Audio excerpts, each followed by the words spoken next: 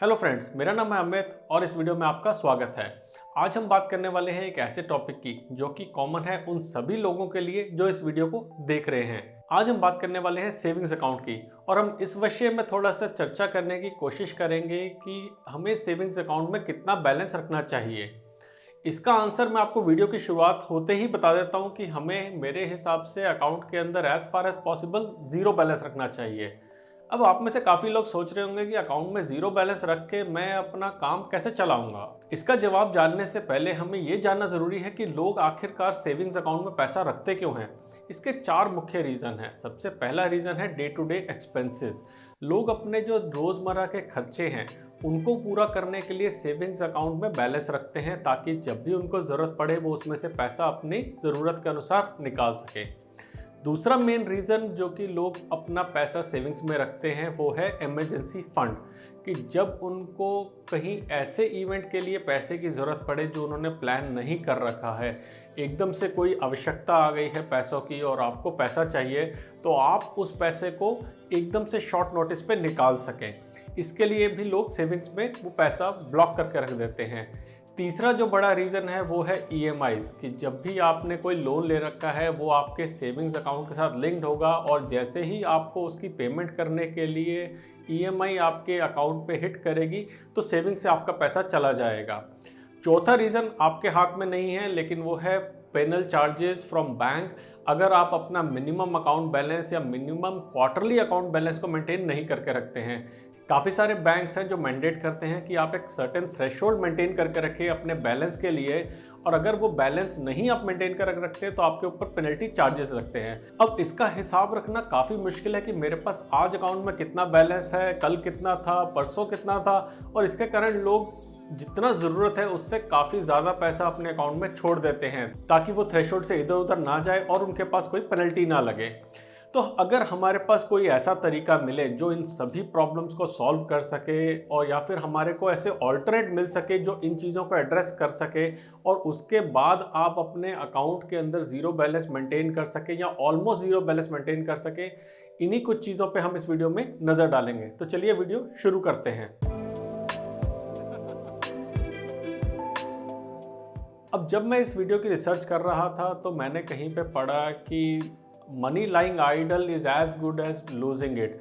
अब इसका मतलब है कि अगर आपका पैसा पड़ा हुआ है और वो आपके लिए वो रिटर्न जनरेट नहीं कर रहा है जो एटलीस्ट इन्फ्लेशन बीट कर सके, या फिर आपका पैसा बहुत ही कम रेट ऑफ इंटरेस्ट पे अगर पड़ा हुआ है, तो इसका मतलब आप पैसे को गंवा रहे हैं। अगर हम बात करें आज की डेट के सेविंग्स रेट ऑफ इंटरेस्ट की तो वो सिर्फ 2.5 से 3% के बीच में है, और इसके कंपैरिजन अगर हम सिर्फ फिक्स डिपॉजिट को भी देखें तो हमारा जो रेट ऑफ रिटर्न है वहाँ पे वो 5 से 6% के बीच में है। तो अब क्योंकि हम बात कर रहे हैं सेविंग्स अकाउंट के पैसे के लिए, तो इसका मतलब हम कोई भी ऐसी चीज़ के बारे में, किसी भी ऐसे इंस्ट्रूमेंट के बारे में बात नहीं करेंगे जो कि रिस्क एवर्स हो, यानी कि जहाँ पे कुछ रिस्क हो। तो इसका मतलब हम कोई भी म्यूचुअल फंड्स की बात नहीं करेंगे, चाहे वो इक्विटी म्यूचुअल फंड्स हो या डेट म्यूचुअल फंड्स हो। हम किसी भी स्टॉक मार्केट इन्वेस्टमेंट की बात नहीं करेंगे। हम सिर्फ सेफ इंस्ट्रूमेंट्स की बात करेंगे जहाँ पे आपको कोई रिस्क एक्सपोजर ना हो। अब चाहे इससे हमें ज़्यादा अच्छी रिटर्न्स मिल सकती है, हमारा कॉर्पस ज़्यादा बन सकता है, लेकिन फिर भी हम सिर्फ सेफ इंस्ट्रूमेंट्स की बात ही इस वीडियो में करेंगे।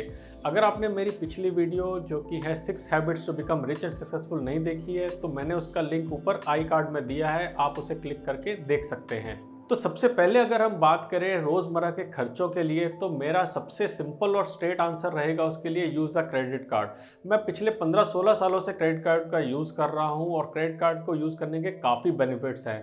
दो प्राइमरी बेनिफिट जो क्रेडिट कार्ड के मैं आपको लिस्ट करके बता सकता हूं वो ये है कि पहला, उसको यूज़ करने के कारण आपको एक इंटरेस्ट फ्री यूजिंग पीरियड मिलता है अपने अमाउंट पे। जैसे कि आपने अगर परचेज करी है 20,000 रुपये की, तो आपको 20 दिन से 50 दिन का टाइम मिलता है वो पैसा वापस करने का। अगर आप उस टाइम के अंदर वो पैसे को वापस कर देते हैं तो आपके पास कोई भी उसके ऊपर चार्ज नहीं लगता है। तो आप अगर उस पैसे को यूज़ करते हैं उसके ऊपर कंपनी आपको रिवॉर्ड भी देती है, जो कि उसका दूसरा बेनिफिट है। यानी कि जब भी आप क्रेडिट कार्ड यूज़ करते हैं आपको कंपनी रिवॉर्ड पॉइंट्स देती है। ये रिवॉर्ड पॉइंट्स यूजली 1% से लेके 3-3.5% के बीच में होते हैं, लेकिन कुछ कुछ कार्ड्स पे तो कंपनीज 10 से 15% के रिवॉर्ड पॉइंट्स भी देती हैं। पिछले 2-3 साल के अंदर ही कंपनीज ने कुछ ऐसे ऑफर दिए हैं जिससे मुझे 2-3 हज़ार पर मंथ के रिवॉर्ड पॉइंट्स या उसके वर्थ के मुझे कूपन्स मिलते रहे हैं, और जो कि over and above there usual reward point है। तो अगर हमें अपने डे टू डे खर्चों के लिए, और हम कौन कौन से खर्चों की बात कर रहे हैं, हम बात कर रहे हैं अपने यूटिलिटी बिल पेमेंट की, ग्रॉसरी परचेजिंग की, हम बात कर रहे हैं LIC प्रीमियम पेमेंट की, इनफैक्ट NPS के भी आप इन्वेस्टमेंट आज की डेट में क्रेडिट कार्ड से कर सकते हैं। इन सबको तो छोड़िए, आप अपने अगर रेंट भी पे कर रहे हैं लैंडलॉर्ड को, तो वो भी आज की डेट में आप क्रेडिट कार्ड से कर सकते हैं। बच्चों की फीस तक आप क्रेडिट कार्ड से पे कर सकते हैं। इनके बेसिस पर अगर आपको रिवॉर्ड पॉइंट्स मिलते हैं या कैशबैक मिलता है जिससे आप और परचेजेस कर सकते हैं, what is better than that. तो आपको ये सब करने के लिए अपने सेविंग्स अकाउंट से पैसे निकालने की ज़रूरत नहीं है हर रोज़। आपको सिंपल क्रेडिट कार्ड को स्वाइप करना है और 1 महीने में एक बार सिर्फ जब भी क्रेडिट कार्ड का बिल पे करता है तो सीधा सेविंग्स से वो पैसा आपको ट्रांसफ़र करना है। आपको झंझट ही नहीं है कि मैं अपने सेविंग्स के अंदर ये पैसा बचा के रखूँ। आप उस पैसे को किसी दूसरे इंस्ट्रूमेंट में लगाइए, जिसकी अभी हम बात करते हैं। अब लोग अपने इमरजेंसी फंड का पैसा रखते हैं सेविंग्स अकाउंट के लिए, जो हमें देते हैं 2 से 3% का रिटर्न, विच इज़ पीनट्स। अगर आप फाइनेंशियल इंस्टीट्यूशंस को देखें कि वो अपना पैसा कहाँ पे रखते हैं, तो आप अपनी स्क्रीन पे दिए हुए इस RBI के थ्रू निकाले हुए डेटा को देख सकते हैं, जहाँ पे ये कंपनीज खुद सेविंग्स के अंदर सिर्फ 0.06% से लेके 0.5% तक का पैसा मेंटेन करके रखती हैं। बाकी का देखिए आप कितना पैसा तो ये टर्म डिपॉजिट में रखते हैं। जब यही बैंक्स और यही कंपनीज अपना पैसा सेविंग्स में रखने को रेडी नहीं है, बिकॉज उनको पता है वहाँ कुछ रिटर्न्स उन्होंने जनरेट ही नहीं करनी है, तो क्यों वहाँ पे बेकार में पैसा रखें। अब दूसरी तरफ अगर हम आम लोगों की बात करते हैं, हम आपके और मेरे जैसे लोगों की बात करते हैं, तो हम देखते हैं कि हम जैसे लोगों ने 35 लाख करोड़ रुपया जो है वो सेविंग्स में रख रखा है। टोटल डिपॉजिट जो RBI के पास रिपोर्टेड है वो है 45 लाख करोड़ सेविंग्स के अंदर, जिसमें से 35 लाख करोड़ तो इंडिविजुअल्स ने रखा हुआ है। हमारे टर्म डिपॉजिट के अगर आप वैल्यू देखेंगे तो टोटल 41 लाख करोड़ है, यानी कि जितना टर्म डिपॉजिट है ऑलमोस्ट उतना पैसा लोगों ने सेविंग्स में रखा हुआ है। और सेविंग्स का हमें क्या रिटर्न देता है? कुछ भी नहीं। तो हम अपना पैसा सेविंग्स में रखने की बजाय फिक्स डिपॉजिट में क्यों नहीं रखते? उसका सबसे बड़ा रीज़न है कि फिक्स डिपॉजिट को तोड़ने के लिए एक झंझट का काम माना जाता है कि जब भी आप फिक्स डिपॉजिट को तोड़ते हैं तो आपको उसकी रिटर्न्स जो है वो कम हो जाती हैं, या फिर उसके लिए आपको कुछ कागजी कार्रवाई करनी पड़ती है। इसका भी एक सिंपल सोल्यूशन है। इनफैक्ट इसके 2 सिंपल सोल्यूशन है। सबसे पहला तो ये कि आप अपने अकाउंट में फिक्स डिपॉजिट उस तरीके की खोलने की कोशिश करें जिसका नाम है लिंक्ड फिक्स डिपॉजिट। इसको sweep in fix deposit, flexi fix deposit, इस तरीके के और नामों से भी जाना जाता है। अब ये डिपॉजिट क्या होता है? ये सिंपल फिक्स डिपॉजिट है जो कि आपके सेविंग्स अकाउंट से लिंक्ड है, लेकिन जैसे ही आपको सेविंग्स अकाउंट से पैसे की ज़रूरत पड़ती है, ये फिक्स डिपॉजिट को तोड़ के अपने आप पैसा वहाँ पे ट्रांसफ़र कर देता है। तो इसको एक सिंपल से एग्जांपल से समझने की कोशिश करते हैं कि मान लीजिए आपने किसी को चेक दिया है 7,000 रुपये का और आपके अकाउंट में सिर्फ 2,000 रुपये बैलेंस है, लेकिन आपके पास एक ऐसा सेविंग्स अकाउंट है जो कि स्वीप इन फैसिलिटी के साथ आपके फिक्स डिपॉजिट के साथ लिंक्ड है। इस केस में जैसे ही चेक प्रेजेंट होगा 7,000 रुपये का, 2,000 रुपये तो आपके सेविंग्स अकाउंट से कट जाएंगे, लेकिन वो 5,000 रुपये फिक्स डिपॉजिट से आपके सेविंग्स में उसी टाइम पे आ जाएंगे। वो 5,000 रुपये आपके FD से कट जाएंगे। इस केस में आपका चेक बाउंस नहीं होगा, आपको खुद मैनुअली कुछ भी करने की ज़रूरत नहीं पड़ी और ऑटोमेटिकली आपका पैसा जो है वो फिक्स डिपॉजिट से आ गया। अब इसका फ़ायदा क्या है? फ्लेक्सी फिक्स डिपॉजिट का रखने का फ़ायदा क्या है? हम फिक्स डिपॉजिट इसलिए नहीं बनाते काफ़ी बार क्योंकि हमें वो एक कागजी कार्रवाई करनी पड़ेगी या इवन ऑनलाइन बैंकिंग जाके हमें 4-5 क्लिक करने पड़ेंगे, तो ईज़ ऑफ यूज़ हमारे पास नहीं होता है। लेकिन अगर आपने अकाउंट इस तरीके का ले रखा है जो ऑटोमेटिकली एक अबव थ्रेशोल्ड FDs बनानी शुरू कर दे और उस थ्रेशोल्ड से नीचे आते ही वो FD तोड़ के आपके पास पैसा आ जाए, तो आपको टेंशन लेने की ज़रूरत नहीं है। एक सेविंग्स अकाउंट में आपको रिटर्न मिल रहा है 2.5 से 3% का, और एक फिक्स डिपॉजिट के अंदर आपको 5 से 6% का रिटर्न मिल रहा है। कोई बच्चा भी बता देगा कि आपको डबल रिटर्न मिल रहा है फिक्स डिपॉजिट में एज कम्पेयर टू सेविंग, तो सेविंग में पैसा रखना ही क्यों है? और जब ऐसी फैसिलिटीज़ ऑलमोस्ट हर बैंक दे रहा है तो हमें ये फैसिलिटी को क्यों नहीं यूज़ करना है? तो अपने बैंक में पता कीजिए कि आपके पास ये फैसिलिटी है या नहीं है। अगर नहीं है तो दूसरा बैंक लीजिए जहाँ पे फैसिलिटी अवेलेबल है, ताकि जो भी पैसा आपका उस डिपॉजिट अमाउंट में रहे वहाँ कम से कम डबल इंटरेस्ट तो आए। और मानिए ना मानिए, आपको ऐसा लगता होगा कि इससे कोई ज़्यादा फर्क नहीं पड़ता, लेकिन over a period of time, over a 5 to 10 years period of time आप देखेंगे कि इससे काफ़ी फ़र्क पड़ता है जो आपके पास इंटरेस्ट वैल्यू आती है आपके अकाउंट के अंदर। तो इसके साथ ही आपकी ईएमआई की प्रॉब्लम भी सॉल्व हो जाएगी कि जैसे ही ये ईएमआई आपके अकाउंट में लगेगी वैसे ही पैसा आपके फिक्स डिपॉजिट से निकल के आ जाएगा। आपको ये टेंशन लेने की ज़रूरत नहीं है कि मेरे सेविंग्स में पैसा बचा है कि नहीं बचा है, क्योंकि वो अपने आप फिक्स डिपॉजिट को तोड़ के उसके अंदर पैसा आपका ले आएगा। जितना भी टाइम आपका पैसा फिक्स डिपॉजिट में रहेगा वहाँ आपको डबल इंटरेस्ट मिल रहा है, as opposed to savings account जहाँ हमने अभी देखा है कि पीनट्स मिल रहे हैं आपको। अगली प्रॉब्लम जो है इमरजेंसी फंड की, वो भी आपकी फ्लेक्सी फिक्स डिपॉजिट से बड़े ही आराम से सॉल्व हो जाएगी कि जैसे ही आपको अगर ज़रूरत पड़ती है शॉर्ट टर्म मनी की, एफडी से पैसा निकल के आ जाएगा। लेकिन अगर हम बात करें थोड़े बड़े अमाउंट की, कि लेट से आपके पास एफडी थी 10 लाख रुपए की, जो कि आपने एक लॉन्ग हाइजन के लिए बना रखी थी, और आपको ज़रूरत पड़ती है ज़्यादा पैसे की 5 लाख रुपए की, जो कि आपको शॉर्ट टर्म के लिए चाहिए, मानिए 2 से 3 महीने के लिए चाहिए। इस केस में अगर आपका पैसा एफडी से निकल जाएगा तो जो आपका जो इंटरेस्ट रेट हाई मिल रहा था एफडी पे, वो आपका कम होके अब कम एफडी के रेट पे मिलना शुरू हो जाएगा जब भी पैसा वापस डालेंगे। तो इसको एक एग्जांपल से समझने की कोशिश करते हैं कि मान लीजिए आपने आज से 5 साल पहले एक फिक्स डिपॉजिट बनाई 10 लाख रुपए की, और मान लेते हैं कि उस टाइम पे जो इंटरेस्ट रेट था वो 8.5-9% के करीब था। आपको आज पैसे की ज़रूरत पड़ी, आपने उसमें से 5 लाख रुपए निकाल लिए। 2 महीने बाद जब जाके आप इसकी फिक्स डिपॉजिट वापस बनाने की कोशिश करेंगे तो आपको रेट ऑफ रिटर्न मिलेगा सिर्फ और सिर्फ 5.5 से 6%, मतलब 3% का आपको घाटा हो गया है। इस सिचुएशन को आप कैसे अवॉइड कर सकते हैं?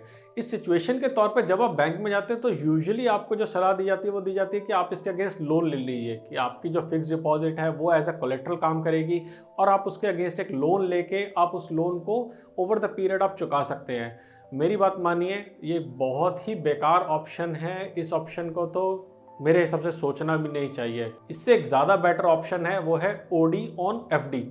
ओडी का मतलब है ओवरड्राफ्ट। तो बैंक के पास क्योंकि आपकी फिक्स डिपॉजिट पड़ी हुई है, बैंक उसको एक कोलेट्रल समझ के आपको ओडी के लिए पैसा दे देती है, ओवरड्राफ्ट का पैसा दे देती है, जिसको आप अपने सेविंग्स अकाउंट या एक नए करंट अकाउंट के साथ लिंक कर सकते हैं। इसको भी एक एग्जांपल से समझने की कोशिश करते हैं कि एक ओडी ऑन एफडी का फंडा चलता कैसे है। मान लेते हैं अगेन कि आपकी एफडी है 10 लाख रुपए की, और आपको एकदम से 5 लाख रुपए की ज़रूरत पड़ जाती है। अगर आपने ओडी ऑन एफडी की फैसिलिटी को अवेल कर रखा है तो आप जैसे ही अपने अकाउंट से 5 लाख रुपए विड्रॉ करेंगे, आपकी एफडी के ऊपर 5 लाख रुपए की लीन लग जाएगी कि ये 5 लाख रुपए आपने बोरो किए हुए हैं। वो 5 लाख रुपए के ऊपर आपको अपनी एफडी के इंटरेस्ट रेट से 2% इंटरेस्ट रेट ज़्यादा देना है। तो जैसे कि आपने एफडी करी थी 9% की, तो आपको 11% के रेट से उस ओडी लिए हुए अमाउंट के ऊपर इंटरेस्ट पे करना है। आपने 5 लाख रुपए लिए थे, उस 5 लाख रुपए के ऊपर 11% से आपको रिटर्न पे करनी है। कितने पीरियड तक? सिर्फ उतने जितने देर के लिए आपने उस अमाउंट को ले रखा है। अगर आपने ये 5 लाख रुपए सिर्फ 2 महीने के लिए लिए तो आपको सिर्फ 2 महीने का इंटरेस्ट देना पड़ेगा। अगर आपने 15 दिन के लिए लिए तो 15 दिन का इंटरेस्ट देना पड़ेगा। लेकिन सबसे अच्छी बात यह है कि आपको जो फिक्स डिपॉजिट का रिटर्न मिल रहा था 9% का, वो ब्रेक नहीं होगा, वो पूरा आपको वैसे का वैसा मिलता रहेगा। इसका मतलब कि आपको टेम्परेरी पैसा मिल गया, अमूमन तौर पे थोड़ा से हाई रेट पे मिला, लेकिन जैसे ही आपको वापस आपने पैसा कर दिया, जितनी जल्दी आपने पैसा वापस कर दिया, आपको फिक्स डिपॉजिट का जो आपका हायर रेट ऑफ रिटर्न था वो वापस मिलना शुरू होगा। इससे फ़ायदा ये हुआ कि आपकी एफडी नहीं टूटी, आपको पेनल्टी चार्जेस कोई नहीं देने पड़े, और जब आपके पास शॉर्ट टर्म के बाद पैसा आ गया तो आपको वो पैसा वापस से एक एफडी के अंदर इन्वेस्ट नहीं करना पड़ा, वो भी कम रेट ऑफ इंटरेस्ट वाली। ये फैसिलिटी बहुत ही इजीली आपके मोबाइल फ़ोन से एफडी बनाते टाइम अवेलेबल है, या फिर बैंक में आप सिर्फ एक ऑप्शन चूज़ करके इस फैसिलिटी को अवेल कर सकते हैं। काफ़ी लोगों को इसके बारे में नहीं पता है, तो अगर आपको इस फैसिलिटी के बारे में पहले नहीं पता था तो हमारे वीडियो पे लाइक करें, और अगर आप इसके बारे में थोड़ा और जानना चाहेंगे तो हमारे कमेंट सेक्शन में भी ज़रूर एक नोट छोड़ें। तो ये छोटी छोटी चीज़ें हैं कि अगर आप फिक्स डिपॉजिट को यूज़ करके उसकी प्रॉपर फैसिलिटीज़ को यूज़ कर सके, या फिर आप क्रेडिट कार्ड को यूज़ करके अपने डे टू डे खर्चों को अगर मैनेज कर सकते हैं, तो आपको अपने सेविंग्स के अंदर कोई भी बैलेंस रखने की ज़रूरत नहीं है। आप अपने सेविंग्स के ऊपर 2.5% के रिटर्न के पीछे क्यों जा रहे हैं? और इसी कारण है काफ़ी सारे बैंक्स ने बीच में शुरू भी किया था कि वो हाई रेट ऑफ रिटर्न देंगे जब आप एक पर्टिकुलर थ्रेशोल्ड से ऊपर का बैलेंस रखते हैं। बेकार है सेविंग्स के अंदर पैसा रखना, उस पैसे को अपना कम से कम नहीं तो फिक्स डिपॉजिट में ज़रूर रखें, ताकि आपके पास डबल रेट ऑफ रिटर्न आए। और अगर आपका बैंक इनमें से कोई फैसिलिटी नहीं देता है तो आप किसी दूसरे बैंक में अपने अकाउंट को ट्रांसफ़र करें जहां ये फैसिलिटी आपको मिल सके। रही बात मिनिमम अकाउंट बैलेंस या क्वार्टरली अकाउंट बैलेंस को मेंटेन करने की, तो उसके लिए भी बैंक्स के साथ आप नेगोशिएट कर सकते हैं। बैंक्स के साथ डिफरेंट ऑप्शंस रहते हैं सेविंग्स अकाउंट के ओपन करने के लिए। तो आप बैंक में जाके उनके मैनेजर से बात करके, उनके स्टाफ से डिस्कस करके ऑप्शंस देख सकते हैं कि उनके पास कोई ऐसा ऑप्शन है जहां आपको वो ज़ीरो बैलेंस का अकाउंट दे सकें, या फिर जहां पे मिनिमम क्वार्टरली बैलेंस मेंटेन करना काफ़ी कम हो। अगर ऐसा नहीं है तो जितना कम से कम है सिर्फ उतना पैसा रखिए, बाकी सारे पैसे को लिंक्ड एफडी से फिक्स डिपॉजिट में ट्रांसफ़र कीजिए, ताकि कम से कम डबल इंटरेस्ट तो आपको मिले। तो अगर आपको ये बातें कुछ इंटरेस्टिंग लगी, कुछ हेल्पफुल लगी, तो लाइक करें इस वीडियो को, सब्सक्राइब करें हमारे चैनल को, और हमें कमेंट सेक्शन में ज़रूर बताएं कि हम और कौन से टॉपिक्स हैं जिन पे ये वीडियो बना सकें। हम जल्दी ही लौटेंगे एक और वीडियो को लेके। तब तक के लिए बचाते रहें, कमाते रहें, stay safe, stay healthy and have a great day.